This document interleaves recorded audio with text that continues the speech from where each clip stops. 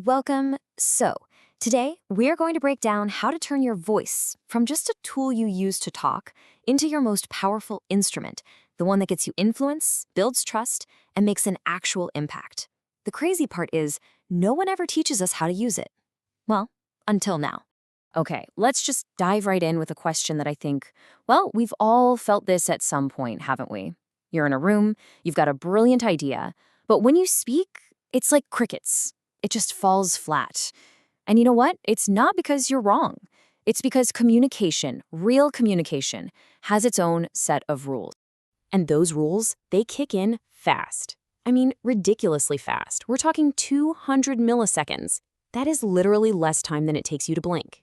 In that single instant, your tone, your clarity, your rhythm, it all combines into this vocal signature.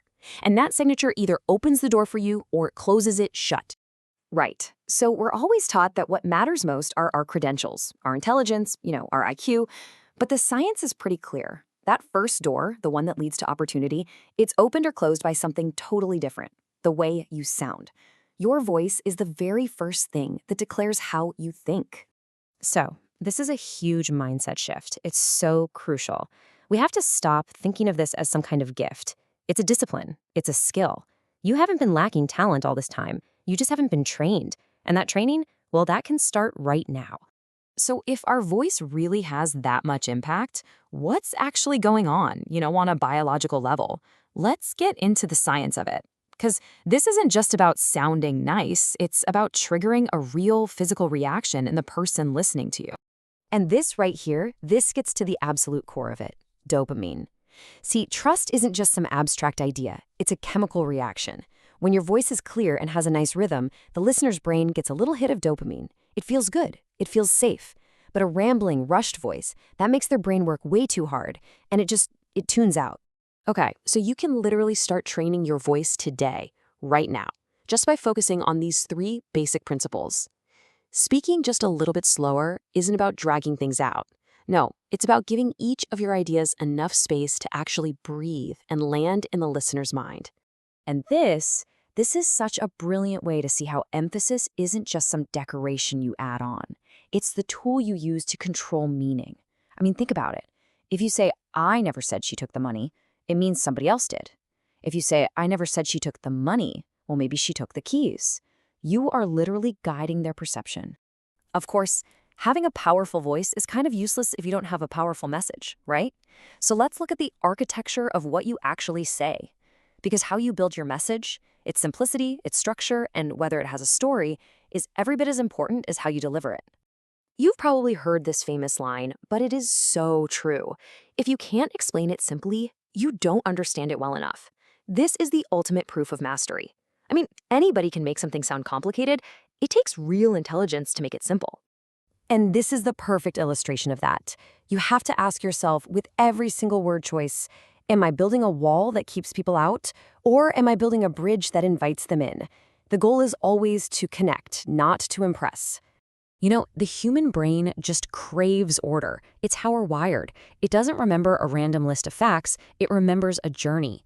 So if you provide a clear structure, a beginning, a middle, and an end, you make your message easy to follow, and more importantly, way easier to remember. Okay, let's dive into the big one. This huge barrier that so many of us face. This feeling that you just weren't born confident. But here's the truth. Confidence isn't some gift that's reserved for a lucky few. It is a result. It's something you create. So this is so important. You don't need to feel strong to speak. You become strong by speaking, even while you're still trembling. The action has to come first, and then the feeling of confidence will follow, not the other way around. These simple little swaps in your language, they are absolutely transformative. Permission language is like you're silently apologizing for even being there. But presence language? That signals respect for your own ideas before anyone else even has a chance to react. These guys, the silent enemies of confidence. These filler words are basically symptoms of uncertainty. They're just noise you use to buy yourself a little time when you're not totally sure what to say next, and they just dilute the power of everything you're trying to communicate. So what's the alternative? What do you do instead of filling the gap with noise? You embrace the pause, a deliberate silence. That doesn't signal weakness. It signals thoughtfulness. It signals control. It actually forces the listener to stop and think about what you just said. And now for our final pillar. This is where it all comes together. Because at the end of the day, smart communication isn't some jacket you put on for a big meeting. It's a reflection of who you are, of your internal state, in every single small moment. Now, this might actually surprise you. True power in communication doesn't come from talking more.